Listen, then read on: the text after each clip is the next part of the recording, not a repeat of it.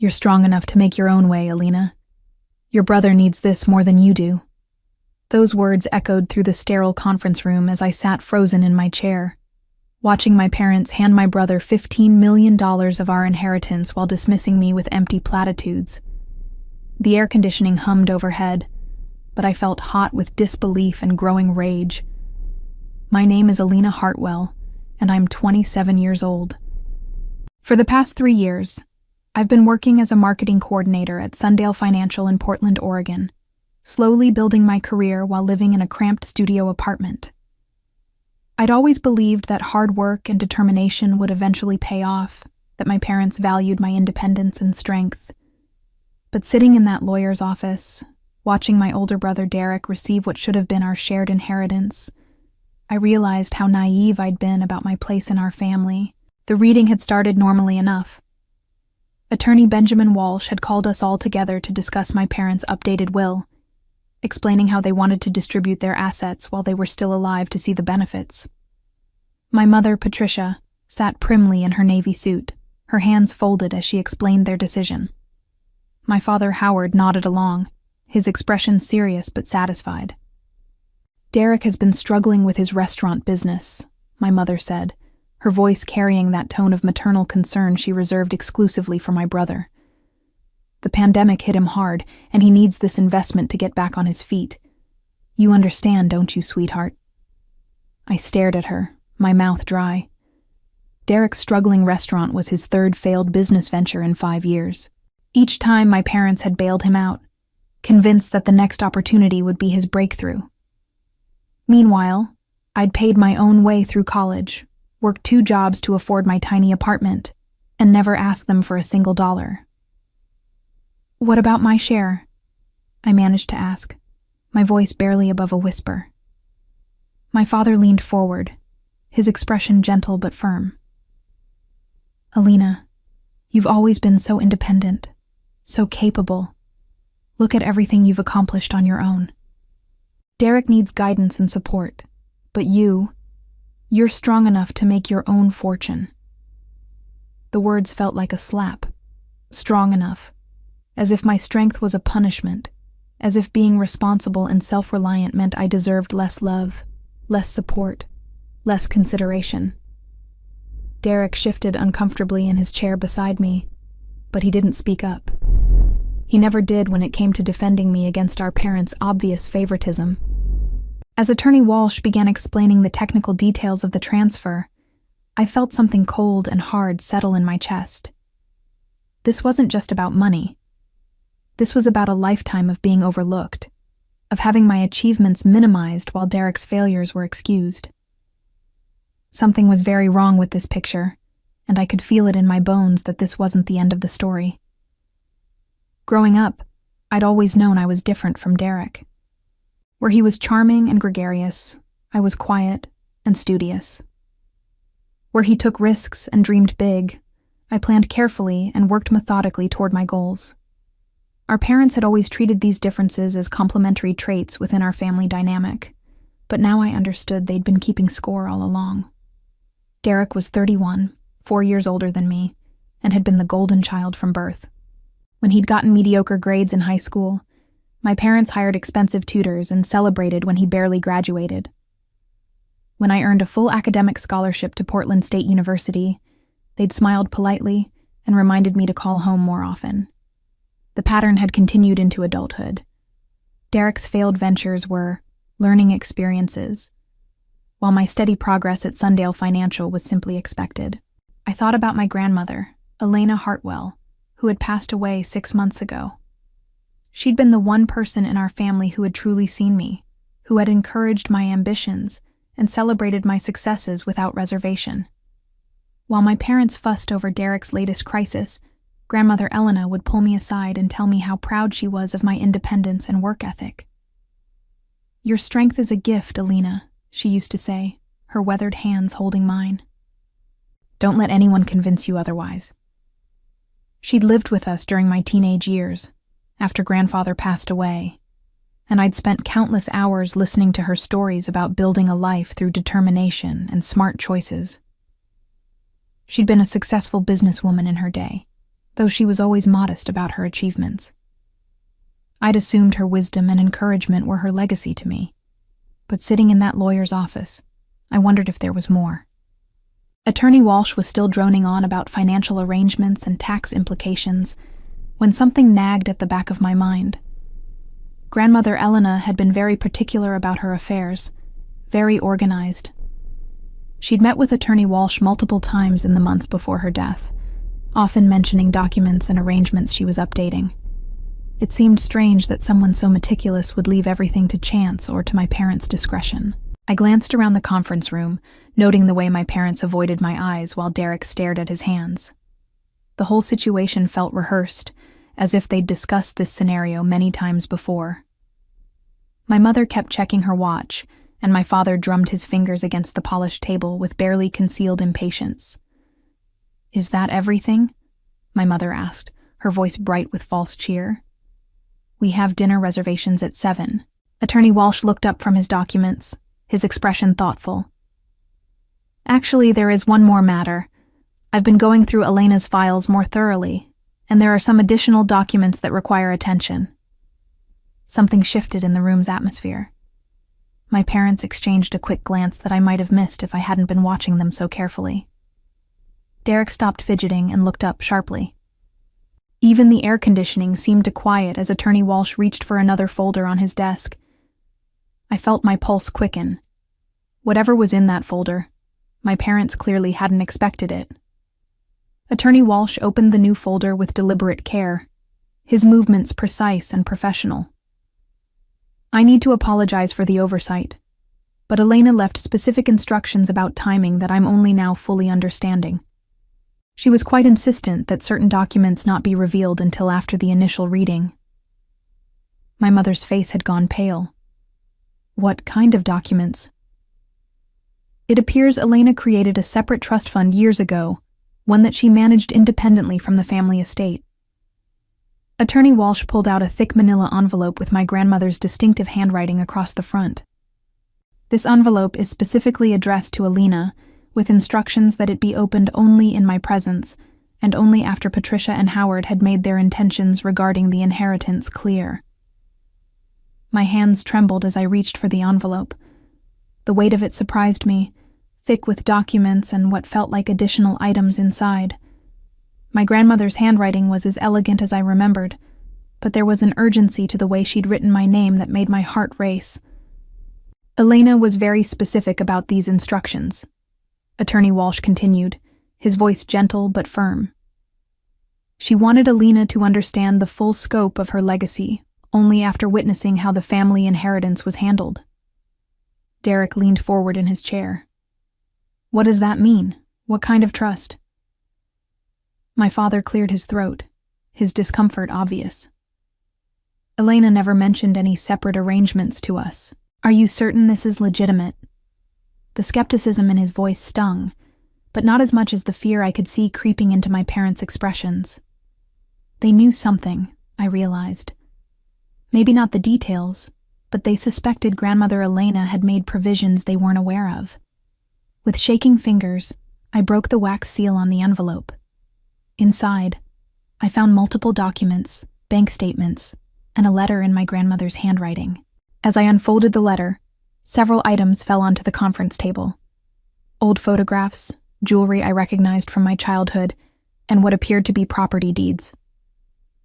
The letter began with my grandmother's characteristic directness. "My dearest Elena, if you are reading this, then I suspect your parents have shown their true colors regarding the family inheritance. I have watched for years as they favored Derek while taking your strength and independence for granted. This ends now." My voice caught as I read the words aloud, but I continued. 25 years ago, I established a trust fund in your name, funded initially with money from my first business, and grown through careful investments over the decades. Additionally, I have left you my properties in Seattle, including the apartment building I purchased in 1995 and the commercial space downtown. The current value of these assets exceeds $8 million. The silence in the room was deafening. I looked up to see my parents staring at me with expressions of shock and something that looked like guilt. Derek's mouth hung open, his face flushed with confusion and what might have been anger. But I wasn't finished reading. There was more, and I could tell from the thickness of the remaining documents that my grandmother's surprises were just beginning. I continued reading my grandmother's letter, my voice growing stronger with each word. I have also documented every conversation I overheard regarding your parents' intentions for the family money.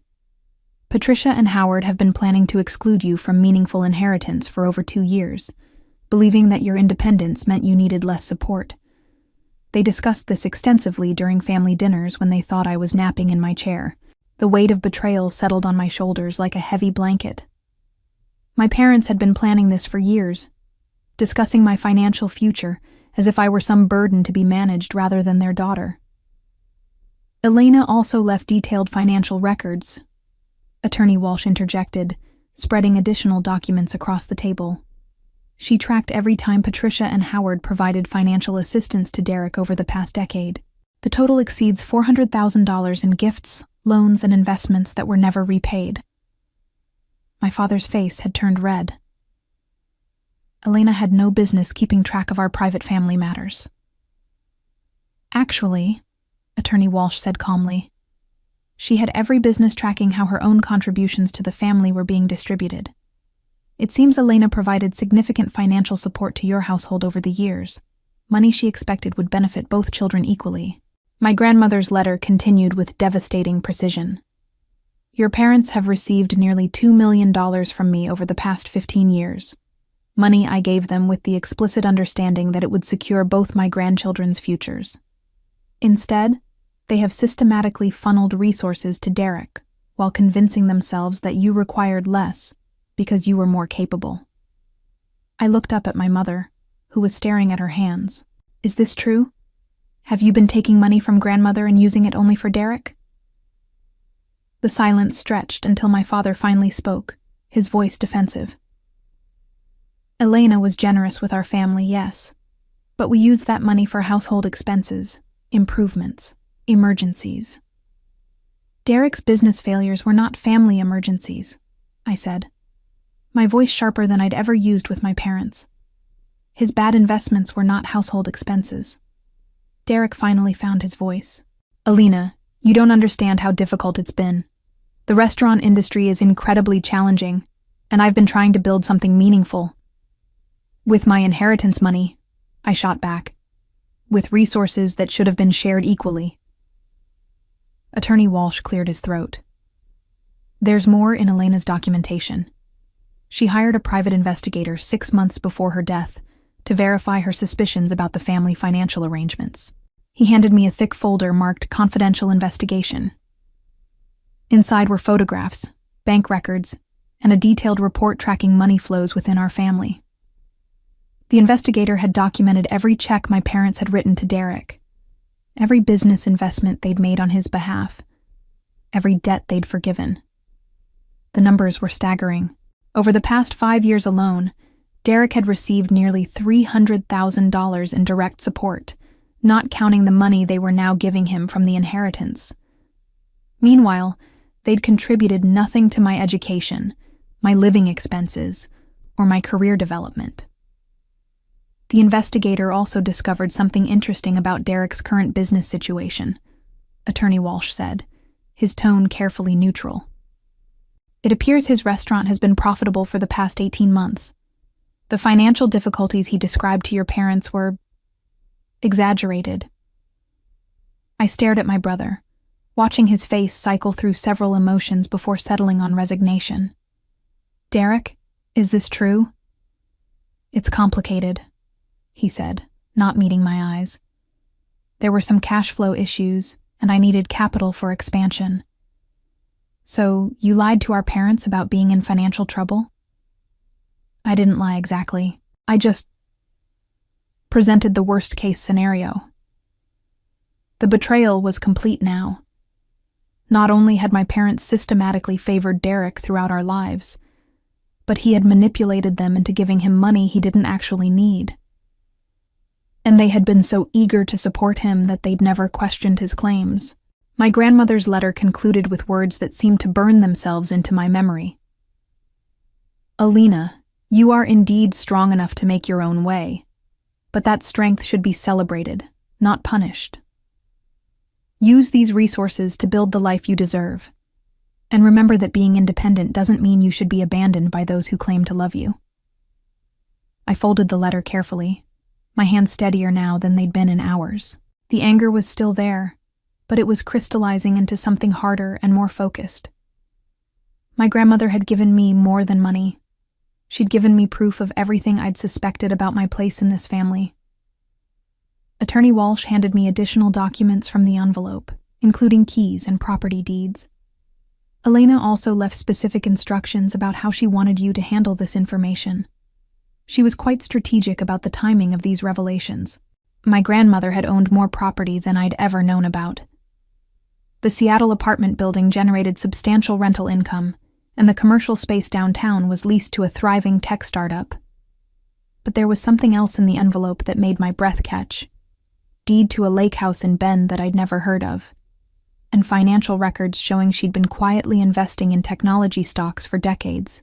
The total value of Elena's independent assets is approximately $12 million, Attorney Walsh said.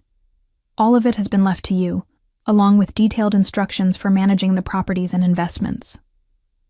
My mother finally spoke, her voice thin and strained. Elena never told us about any of this. We had no idea she had so much money set aside. According to her notes, she tried to discuss her estate planning with you multiple times, Attorney Walsh replied. But you consistently told her not to worry about it, that you and Howard would handle everything fairly when the time came. I remembered those conversations now, fragments of discussions I'd overheard between my parents and grandmother. They'd always dismissed her concerns about inheritance planning, assuring her they understood her wishes without ever asking what those wishes actually were. There's something else, Attorney Walsh continued, consulting his notes. Elena documented every major family event for the past decade, including conversations about Elena's achievements versus Derek's struggles. She was particularly troubled by your response to Elena's promotion last year. I'd been promoted to Senior Marketing Coordinator at Sundale Financial 8 months ago, a significant achievement that had come with a substantial salary increase and expanded responsibilities. When I'd called to share the news, my mother had spent most of the conversation worrying about Derek's latest setback, instead of celebrating my success. Elena specifically noted that Patricia and Howard seemed more concerned about Derek's temporary difficulties than Elena's permanent advancement. Attorney Walsh read from my grandmother's file. She found this pattern deeply troubling and indicative of a fundamental unfairness in how they viewed their children's needs. Derek shifted uncomfortably in his chair. Look, I never asked them to give me more money than Elena. I just needed help when things got tough. But you knew they were giving you more, I said, my voice steady. You knew they'd always given you more, and you never once suggested that maybe I deserved equal support. You never seemed to need it, he said defensively. You were always so together, so successful on your own. That's exactly the problem, I said, standing up from my chair. Success shouldn't be punished. Being responsible shouldn't mean being ignored. The fact that I could handle things on my own doesn't mean I should have had to. My grandmother's file contained one more surprise. A letter addressed to my parents, sealed but with instructions that it be opened only if they contested the inheritance arrangements. Attorney Walsh held it up, his expression serious. Elena anticipated that Patricia and Howard might challenge these bequests, he said. She left this letter as her final word on the matter, along with instructions that if any legal challenges are made to Elena's inheritance, certain additional information would be made public. The threat was clear, even without opening the letter. My grandmother had protected her legacy to me with the same thoroughness she'd brought to everything else in her life. She'd anticipated my parents' potential objections and prepared accordingly. I looked around the room at my family, seeing them clearly for perhaps the first time.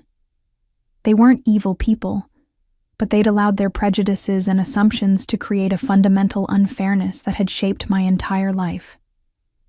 They'd convinced themselves that loving Derek more was somehow justified because I needed love less. But I was done accepting their version of fairness. The silence in the conference room stretched until my father finally spoke, his voice heavy with resignation. "What do you want from us, Alina?" The question hung in the air, loaded with decades of unspoken family dynamics. What did I want? An apology seemed insufficient. Acknowledgement of their favoritism felt too little, too late. The money my grandmother had left me changed everything, but it didn't erase the years of feeling like a second-class member of my own family. "I want honesty," I said finally. "I want you to admit that you've treated Derek and me differently our entire lives. And I want you to acknowledge that being independent doesn't mean I deserved less love or support." My mother's eyes filled with tears, but I couldn't tell if they were tears of genuine remorse or simply embarrassment at being caught. "We never meant to make you feel unloved, Alina. We were proud of your strength and independence. Being proud of my strength while punishing me for it are two different things," I replied. "You gave Derek every advantage, every safety net, every second chance. You gave me expectations and the assumption that I'd meet them without any help." Derek finally looked directly at me. "I'm sorry. I know this isn't fair, and I should have said something years ago." "Why didn't you?" He was quiet for a long moment before answering. "Because I was scared. I knew I wasn't as capable as you, and I was terrified of failing without their support. It was easier to let them keep helping me than to admit I should stand on my own."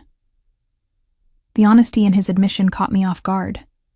I'd spent so many years resenting his advantages that I'd never considered the pressure he might have felt to live up to our parents' investments in him. Attorney Walsh gathered the documents on the table. "Alina, you'll need to make some decisions about how you want to proceed with your grandmother's legacy. The properties require active management, and there are some time-sensitive investment decisions to make." I thought about my cramped studio apartment, my modest salary at Sundale Financial, and the careful budgeting I'd done for years just to make ends meet. My grandmother's inheritance wouldn't just change my financial situation. It would completely transform my life's possibilities. "I'll need time to process all of this," I said. "But I want to make one thing clear. This doesn't repair our relationship. Trust isn't rebuilt with money or apologies. It's rebuilt with consistent actions over time." My father nodded slowly. "What would those actions look like?" "Start by being honest about Derek's situation. If his restaurant is profitable, stop treating him like a charity case, and start recognizing that independence is a strength, not a character flaw that disqualifies someone from family support." I stood up and gathered my grandmother's documents, feeling their weight both literally and figuratively.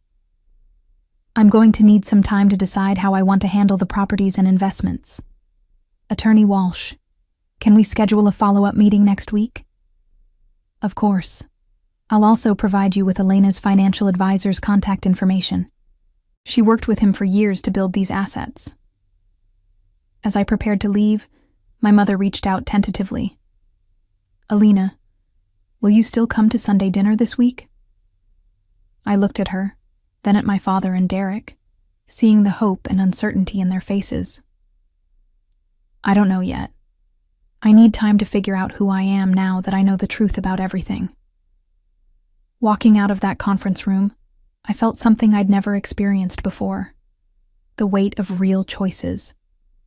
My grandmother had given me more than financial security. She'd given me the power to determine my own relationship with my family on my own terms. 3 weeks later, I sat in the passenger seat of my newly purchased car, a reliable Honda Civic that I'd bought with cash from my grandmother's trust, as I drove through the streets of Seattle to inspect my inherited properties.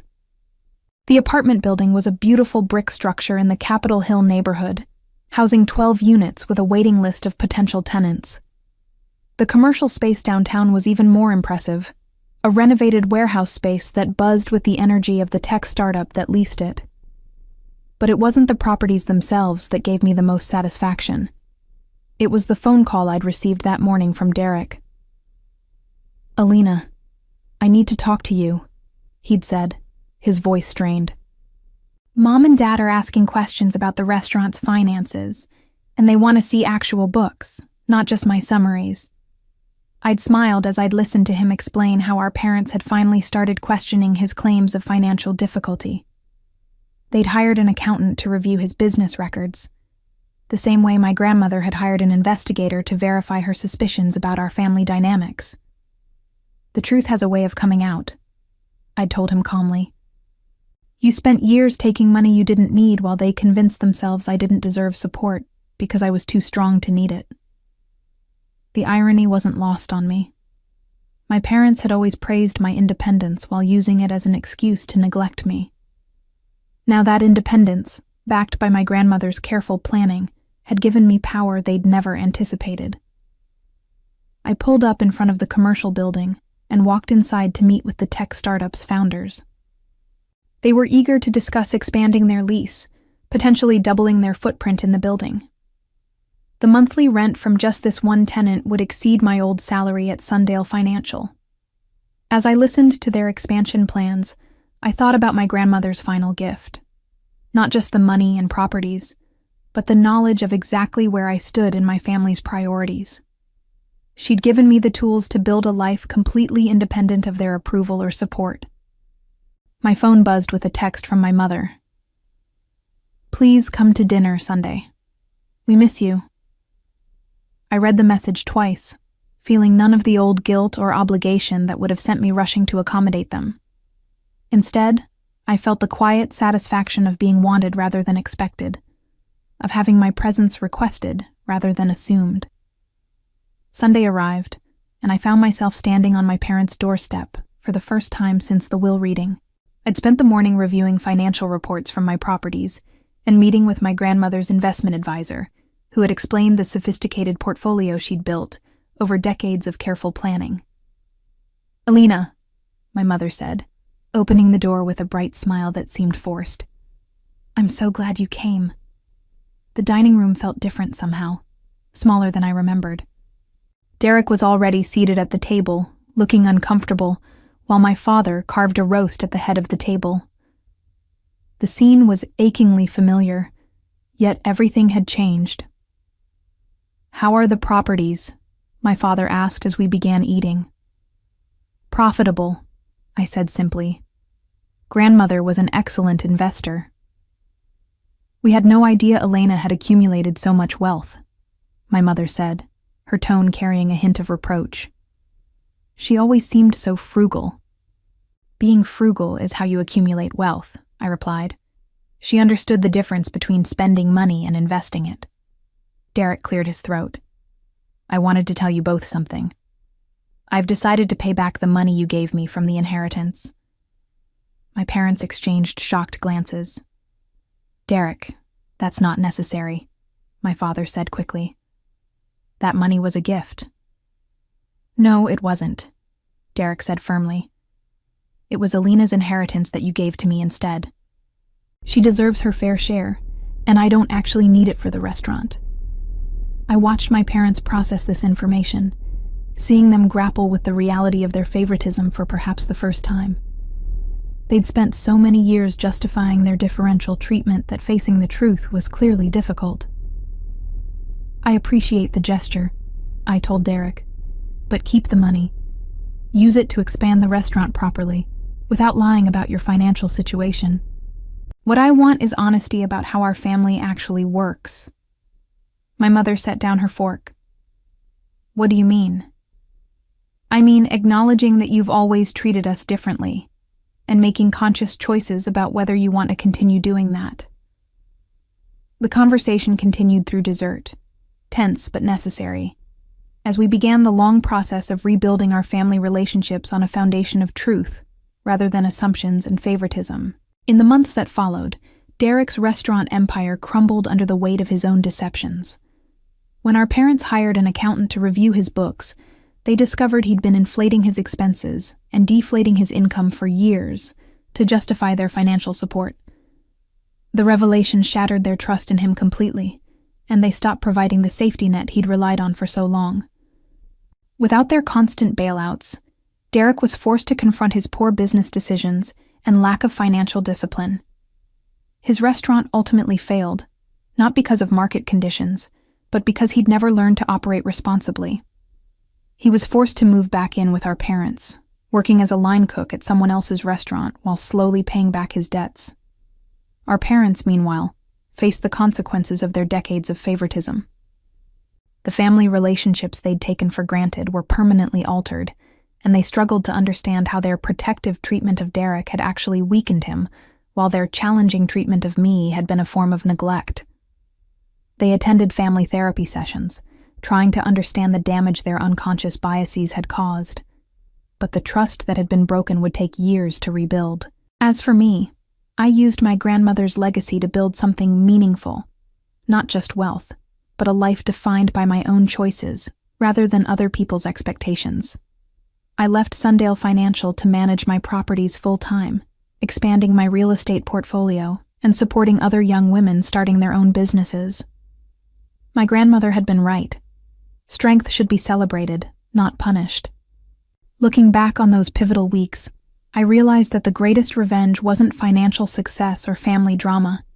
It was living authentically and refusing to accept less than I deserved, even from people who claimed to love me.